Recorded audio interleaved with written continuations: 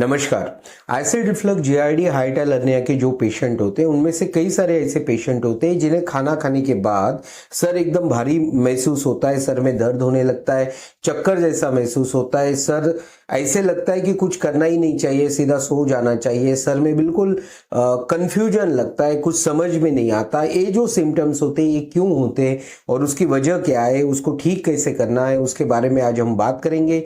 तो आज का वीडियो आप पूरा देखना ताकि आपको ठीक से समझ में आए। पिछले वीडियो में हमने बात की थी कि जो अपने छाती के पसलियों के बीच में जो मसल्स होते हैं जिसको एक्सटर्नल इंटरकोस्टल मसल और इंटरनल इंटरकोस्टल मसल बोला जाता है, इनका जो फंक्शन है ये प्रॉपर नहीं होने के कारण, वो एक्सटर्नल इंटरकोस्टल मसल्स ज्यादा कॉन्ट्रैक्शन होने के कारण इंटरनल इंटरकोस्टल मसल ठीक से फंक्शन नहीं कर पाता, एक्सेल नहीं हो पाता और इस वजह से आप आपका एक्सेल ठीक से नहीं कर पाते, डायफ्राम गलत पोजीशन पे होता है, डायफ्राम ऊपर नहीं आता और ये सब कारणों की वजह से आप सांस भी नहीं ले पाते। क्योंकि अगर आपको सांस लेनी है तो सीधी सी बात है, सपोज हम एक एग्जांपल के तौर पे देखेंगे, अगर किसी बाल्टी में आपको पानी भरना है तो पहले बाल्टी खाली करनी पड़ेगी। अगर बाल्टी ऑलरेडी भरी हुई है तो उसमें आप पानी नहीं भर सकते। उसी तरह अगर आपको आपके फेफड़ों में हवा भरनी है तो उसके पहले फेफड़ों में जो हवा है उसको बाहर निकालनी पड़ेगी,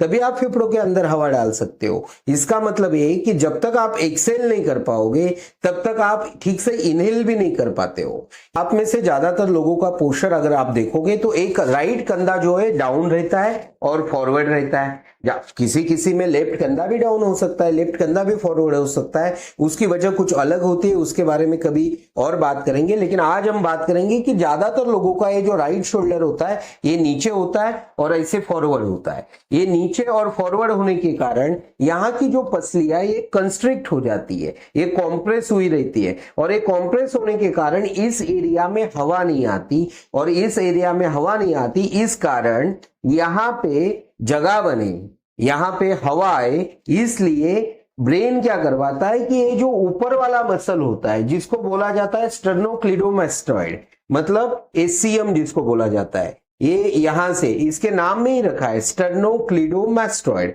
स्टर्नो मतलब क्या? स्टर्नम, जो बीच वाला बोन होता है छाती के बीच वाला, इसको बोला जाता है स्टर्नम। क्लीडो मतलब क्या? क्लेविकल, ये जो यहां से ये जो बोन होता है इसको बोला जाता है क्लेविकल।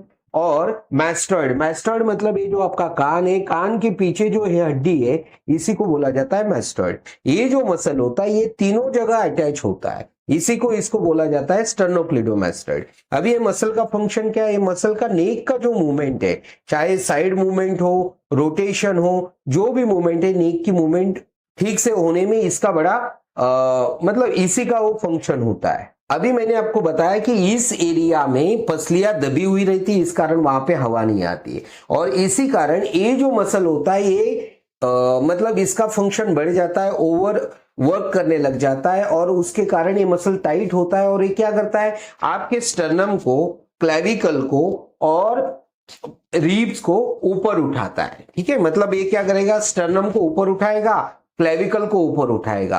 अभी ये क्यों ऊपर उठा रहा है? ताकि आपके जब आप इनहेल कर रहे हो तो यहां पे एयर के लिए जगह बने। समझ रहे हो बात को? इसी को बोला जाता है कॉम्पेंसेशन। ये कौन करवा रहा है? ब्रेन करवा रहा है। क्यों करवा रहा है? क्योंकि ब्रेन को लगता है कि यहाँ पे एयर नहीं आ रही है और यहाँ पे एयर आना उसके लिए जरूरी है, इसलिए वो क्या कर रहा है? ये मसल को टाइट करवा रहा है और ये मसल को टाइट करने के बाद स्टर्नम और क्लेविकल को ऊपर उठाएगा और उस कारण यहां थोड़ी जगह बनेगी जिसके कारण आप ठीक से इनहेल कर पाओगे। पहला।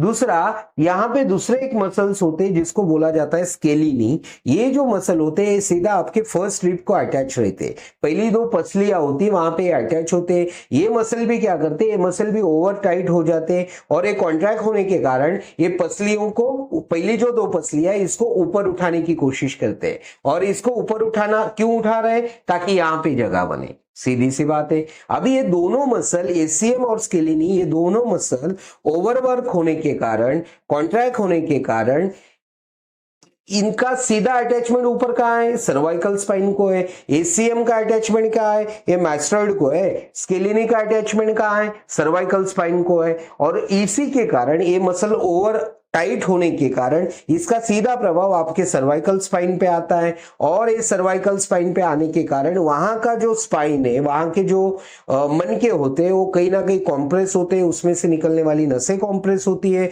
और इसी के कारण कई लोगों में गर्दन का दर्द होना, चक्कर आना, माइग्रेन होना, सर दर्द होना, सर में एक कंफ्यूजन लगना, सर में भारीपन महसूस होना, ऐसे लगता है सर एकदम गैस से भर चुका है, ऐसी कई सारी समस्याएं इसी के कारण होती है।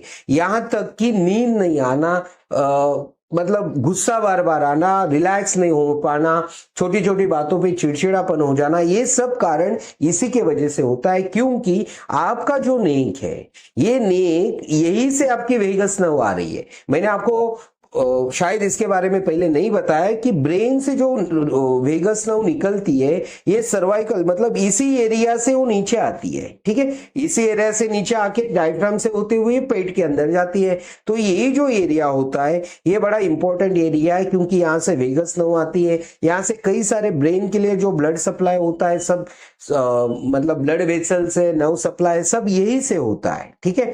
तो इस एरिया में कॉम्प्रेशन होना ये काफी समस्या उत्पन्न कर सकता है। मतलब कि यहाँ पे एयर आना ये बेहद जरूरी है। जब तक यहाँ पे एयर नहीं आती तब तक ये मसल रिलैक्स नहीं हो पाते, जब तक यहाँ पे एयर नहीं आती तब तक आप ठीक से इनहेल नहीं कर पाते, तब तक आपके जो एक्सटर्नल इंटरकोस्टल मसल है, इंटरनल इंटरकोस्टल मसल है, ये ठीक से काम नहीं कर पाते, एक्सेल नहीं कर पाते। एक्सेल जब तक आप नहीं कर पाओगे तब तक आपका डायफ्राम ऊपर नहीं आएगा, डायफ्राम ऊपर नहीं आएगा, डोम शेप नहीं आएगा, एलियस क्लोज नहीं होगा। ऐसी कई सारी समस्या ये एक चीज की वजह से होती है, और इसीलिए अगर हम इसको ठीक करने की बात करें तो इसके लिए हम क्या करते हैं ना कि हम बोलते हैं लोगों को कि आप मसाज करो, इस एरिया को मसाज करो। अभी मसाज करने से होगा क्या, ये सालों का कॉम्प्रेशन, ये सालों से ये एरिया की रिब्स कॉम्प्रेस हुई है। अगर आप उसको ठीक से अच्छे ऑयल से मसाज करोगे तो होगा क्या, वो रिब्स जो है वो ओपन होने में थोड़ा सहायता होगी। वहां के जो एक्सटर्नल इंटरकोस्टल मसल है उसको आप ठीक से मसाज करोगे तो वो रिलैक्स होने में सहायता होगी। वो रिलैक्स होगी तो अपने आप आपके इंटरनल इंटरकोस्टल मसल अच्छे से काम करोगे, एक्सेल करोगे, और आगे की सब स्टोरी अपने आप ठीक होने लगेगी। और दूसरा जो तरीका है ठीक करने का वो है ब्रीदिंग टेक्निक्स। अगर आप ब्रीदिंग टेक्निक्स की देखोगे, वीडियोस देखोगे, तो उसमें एक टेक्निक ऐसी है कि उसमें दोनों पैर वॉल पे है, ओके, और आपको हम हैमस्ट्रिंग फील करने के लिए बोलते हैं, और इनहेल करते वक्त फील करना है कि इस एरिया में एयर आ रहा है, ठीक है। अभी इस एरिया में एयर कौन लाएगा, लेफ्ट डायफ्राम लाएगा। अभी ये लेफ्ट डायफ्राम, राइट डायफ्राम ऐसे क्यों होता है, ये शोल्डर आगे क्यों जाता है, ये एरिया कॉम्प्रेस क्यों होता है, इसका सीधा संबंध आपके होल बॉडी पोस्चर से। अगर वो वीडियो आप देखना चाहते हो तो इस चैनल को अभी सब्सक्राइब कर दीजिए। आगे वाले वीडियो में हम होल बॉडी का पोस्चर, अभी हम पार्ट में हमको बता रहे हैं ताकि आपको समझने में आसानी हो। थोड़ा आपको पूरा रिबकेज पूरा होने के बाद पेल्विस की बात करेंगे, फिर दोनों का कॉम्बिनेशन में कैसे आपका पोस्चर खराब होता है उसकी बात करेंगे, और इसका सीधा संबंध आपके लैक्स एलियस से कैसे, वो भी आपको फ्यूचर में बताएंगे। अगर ये सब वीडियो आप देखना चाहते हो तो इस चैनल को अभी सब्सक्राइब कर दीजिए। अभी हम बात कर रहे थे कि वो जो ब्रीदिंग टेक्निक्स है उसमें हम बोलते हैं कि इस एरिया में एयर आए, ठीक है। आपको महसूस करना है कि यहाँ पे एयर आना चाहिए। वो क्यों करते हैं, जब यहाँ पे एयर आ जाता है ना तो आपकी नेक रिलैक्स हो जाती है, समझ गए, क्योंकि यहाँ एयर नहीं आ रही, इसीलिए मसल ओवरवर्क कर रहे हैं, इसलिए मसल टाइट है, और इसीलिए आपके गर्दन पे प्रेशर है, इसीलिए आपकी वेगस पे प्रेशर है। तो हम वो टेक्निक में बताते हैं यहाँ पे एयर आना चाहिए। जैसे ही यहाँ पे एयर आने लगा आपके इंटरनल और एक्सटर्नल इंटरकोस्टल मसल अच्छे से फंक्शन करने लग जाते हैं, आपका एक्सेल बढ़िया होने लग जाता है, आपका डायफ्राम ठीक होने लग जाता है, उसका पोस्चर ठीक होने लग जाता है, डोम शेप में चला जाता है, लैक्स एलियस क्लोज होने में मदद होती है। इसीलिए ये जो ब्रीदिंग टेक्निक्स है इसमें आपको अवेयरनेस के साथ करनी है, ठीक है। ऐसे नहीं मैकेनिकल होके बिल्कुल नहीं करना है, अवेयरनेस के साथ करना है। वो टेक्निक करते हुए आपको महसूस करना है कि यहाँ पे एयर आए। शायद आपको अभी पता चल गया होगा कि ये जो गर्दन का प्रॉब्लम होता है क्यों होता है, और इसको ठीक कैसे करना है ये भी आप समझ गए होंगे। तो आप इसकी प्रैक्टिस कीजिए। अगर आपको कुछ भी प्रॉब्लम लगता है तो कमेंट में जरूर पूछना, हम जरूर रिप्लाई करेंगे। ऐसी वीडियोस देखने के लिए इस चैनल को सब्सक्राइब कीजिए। अगर ये वीडियो पसंद आया होगा तो ज्यादा से ज्यादा लोगों तक शेयर कीजिए। आपने आज का वीडियो देखा इसके लिए आपका बहुत बहुत धन्यवाद।